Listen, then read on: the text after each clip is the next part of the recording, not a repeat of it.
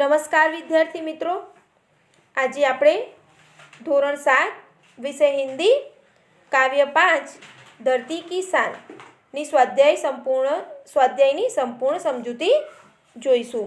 આગળના વિડીયોમાં આ કવિતાને આપણે સરળ અર્થ જોઈ ગયા છીએ। शुरू करते हैं अभ्यास। प्रश्न 1 है, काव्य को डीवीडी मोबाइल जैसे साधनों के माध्यम से सुनकर उसका व्यक्तिगत और सामूहिक गान करवाना है। आगे प्रश्न 2 है, निम्नलिखित प्रश्न के उत्तर दीजिए। प्रश्न 1 है, आप क्या क्या कर सकते हैं। तो आप जो कुछ कर सकते हो वो आप इस प्रश्न के उत्तर में लिख सकते हो। आगे प्रश्न 2 है, विविध क्षेत्रों में मनुष्य ने क्या क्या प्रगति की है। उत्तर, तो रासायनिक खाद और ट्रैक्टर बनाकर मनुष्य ने कृषि क्षेत्र में अनाज का उत्पादन बढ़ाया है। विद्युत शक्ति से चलने वाली मशीनों द्वारा उसने औद्योगिक क्षेत्र में कपड़ा, प्लास्टिक, रबर आदि से तरह तरह के उत्पादन किए हैं। भवन निर्माण के क्षेत्र में उसने अनोखी सफलता प्राप्त की है। मोटर, बस, रेलगाड़ी, दो पहिए, विमान आदि के निर्माण से यात्रा बहुत सुगम हो गई है।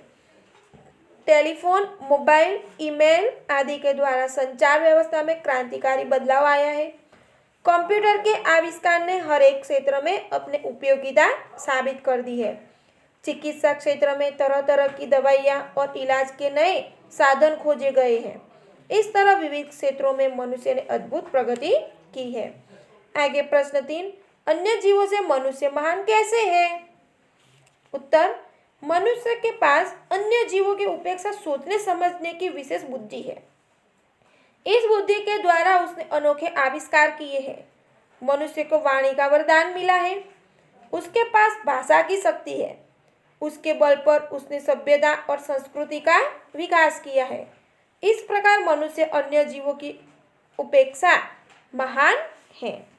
आगे प्रश्न 4, काव्य में उल्लिखित प्रकृति के तत्व बताइए और उनके समानार्थी शब्द दीजिए। के उल्लेख किए गए प्रकृति के तत्व बताने और उसके समानार्थी शब्द देने हैं। तो पहला है धरती, तो धरती यानी भूमि, पृथ्वी। दूसरा है पर्वत, उसका समानार्थी पहाड़। तीसरा नदी, समानार्थी सरिता। चौथा है माटी यानी समानार्थी मिट्टी। पांचवा है अंबर यानी आकाश। छठा है अग्नि यानी आग और सातवां है पवन यानी हवा। आगे प्रश्न 3, निम्नलिखित शब्दों का शुद्ध उच्चारण कीजिए और शब्दकोश में से उनके अर्थ ढूंढकर बताइए। शुद्ध उच्चारण करना है और फिर शब्दकोश में उसके अर्थ ढूंढकर बताना है। हुष्ट पृष्ठ यानी तगड़ा, हट्टा कट्टा। संवाद यानी बातचीत। तीसरा शीघ्र यानी जल्दी। चौथा है जौहर यानी पराक्रम, के युद्ध में शत्रु के विजय निश्चित हो जाने पर राजपूत स्त्रियों का अग्निकुंड में जल भरना। पांचवा है अजनबी यानी अपरिचित। छठा है वेदांत यानी ब्रह्म विद्या। सातवां मुकद्दर यानी भाग्य। आठवां है शागिर्द यानी शिष्य। नौवां है वृत्ति यानी मनोदशा, मन का सुझाव। और 10वां है स्पष्ट यानी साफ साफ। आगे प्रश्न 4 है, निम्नलिखित काव्य पंक्तियों के भावार्थ बताइए।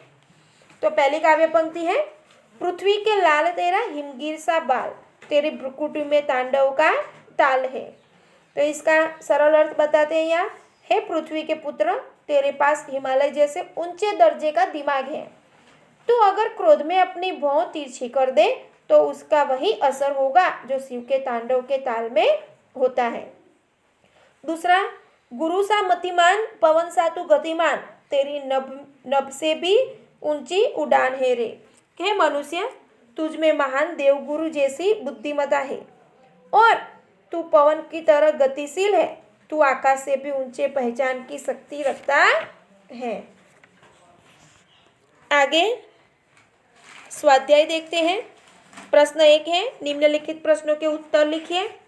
प्रश्न 1 देखते हैं, मनुष्य क्या क्या कर सकता है।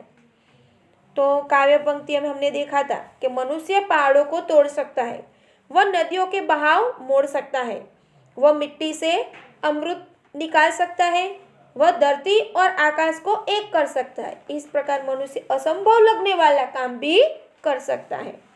प्रश्न दूसरा है, मनुष्य युग का आह्वान कैसे कर सकता है? तो मनुष्य की वाणी में बड़ी शक्ति है। वाणी के बल पर वह लोगों को प्रभावित कर सकता है, वह लोगों के विचार बदल सकता है। इस प्रकार अपनी वाणी के प्रभाव से मनुष्य युग का आह्वान कर सकता है। आगे प्रश्न 3, मनुष्य यदि हिम्मत से काम ले तो क्या हो सकता है? तो उत्तर, मनुष्य यदि हिम्मत से काम ले तो धरती पर पापों को बढ़ने से रोका जा सकता है। दुनिया में बढ़ने वाली पशुता कम हो सकती है। इस प्रकार मनुष्य यदि हिम्मत करे तो दुनिया को बदला जा सकता है। आगे प्रश्न 2 देखते हैं। उचित जोड़े मिलाइए और अ के सामने ब लिखा हुआ है, उचित जोड़े मिलाने हैं। पहला है मनुष्य की आत्मा में, तो सामने आएगा स्वयं भगवान है, नंबर तीसरा आएगा। दूसरा है मनुष्य के नयनों में, तो ज्वाल है। आगे नंबर 3, मनुष्य की भ्रुकुटी में तांडव का ताल है। नंबर 4, मनुष्य की वाणी में युग का आह्वान है। नंबर 5, मनुष्य की छाती में महाकाल है। आगे प्रश्न 3 है, निम्नलिखित प्रश्नों के सही विकल्प के सामने राइट कीजिए। पहला है मनुष्य चाहे तो काल को तो थाम ले। पहला है उस खाने में हमें राइट करना है। दूसरा है मनुष्य चाहे तो धरती को अंबर से जोड़ दे, जो अंबर से जोड़ दे उस बॉक्स में हमें राइट करना है। तीसरा है मनुष्य चाहे तो मिट्टी से अमृत निचोड़ दे, तो जो बीच का है उस बॉक्स में हमें राइट करना है।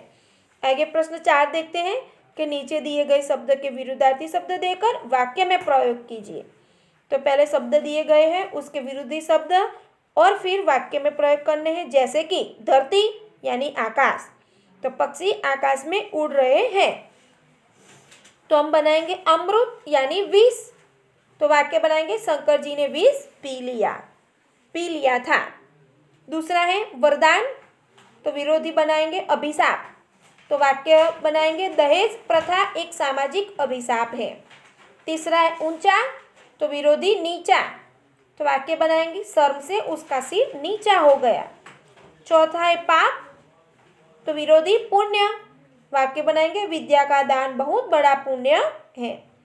पांचवा जीवन, विरोधी मृत्यु, वाक्य बनाएंगे वीर पुरुष मृत्यु से नहीं डरती।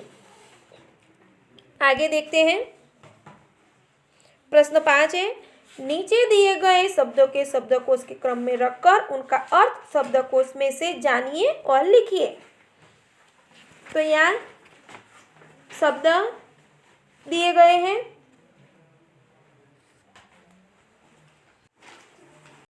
तो यहाँ हम पहले लिखेंगे आईना, तो आईना यानी दर्पण। दूसरा आएगा क्षति यानी हानि। तीसरा झंकार, तो पायल, वीणा, सितार आदि की ध्वनि। चौथा आएगा तूफान यानी आंधी, हवा पानी का भीषण उत्पात। पांचवा हम लिखेंगे नयन यानी नेत्र, आँख। छठा लिखेंगे वरदान यानी कृपा, और सातवां लिखेंगे शीश यानी मस्तक, माथा। तो विद्यार्थी मित्रों, यहाँ हमारा स्वाध्याय और अभ्यास समाप्त होते हैं। धन्यवाद।